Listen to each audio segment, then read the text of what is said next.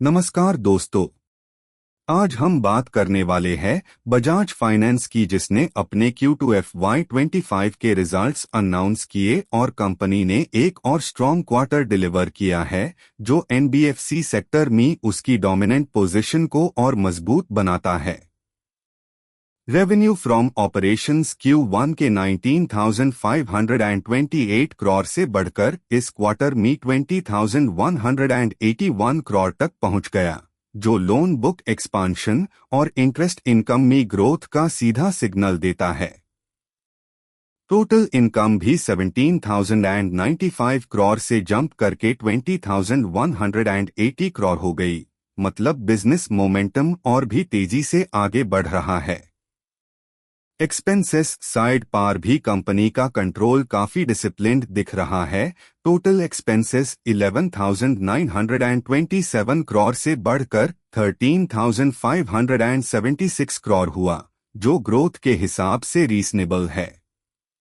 Profitability front पर company ने FIR से एक्सलेंट परफॉर्मेंस दिया। प्रॉफिट बिफोर टैक्स Q2 में 5,808 करोड़ से 6,608 करोड़ तक पहुंच गया और टैक्स के बाद नेट प्रॉफिट 4,947 करोड़ रिपोर्ट हुआ, जो पिछले क्वार्टर के 4,765 करोड़ से बेटर है और पिछले साल के 4,014 करोड़ से काफी ऊपर।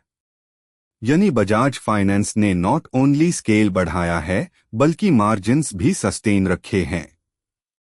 अदर कॉम्प्रिहेंसिव आइटम्स के इम्पैक्ट के बाद टोटल कॉम्प्रिहेंसिव इनकम ओनर्स के नाम 4,682 करोड़ रहा, जो लॉन्ग टर्म स्टेबिलिटी और strong share holder value creation दिखता है। ऑपरेशनल मेट्रिक्स देखे तो फाइनेंस कॉस्ट 7,011 करोड़ पर आकार थोड़ा बढ़ गया है। इंटरेस्ट रेट एनवायरनमेंट के हिसाब से ये एक्सपेक्टेड है। Employ cost 2,154 crore heavy digitisation investment और ब्रांच एक्सपांशन स्ट्रैटेजी को रिफ्लेक्ट करता है। डिप्रीशिएशन ओनली 258 करोड़ रही, जो एसेट लाइट मॉडल का स्ट्रॉन्ग पॉजिटिव है।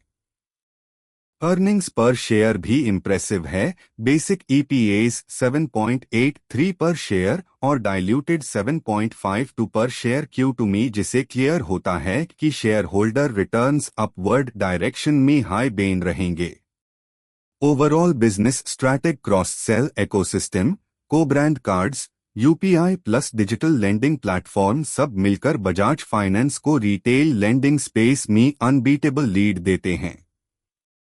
एसेट क्वालिटी भी इंडस्ट्री के कंपैरिजन में काफी स्ट्रॉन्ग है, जिसे स्ट्रेस का रिस्क कम होता है।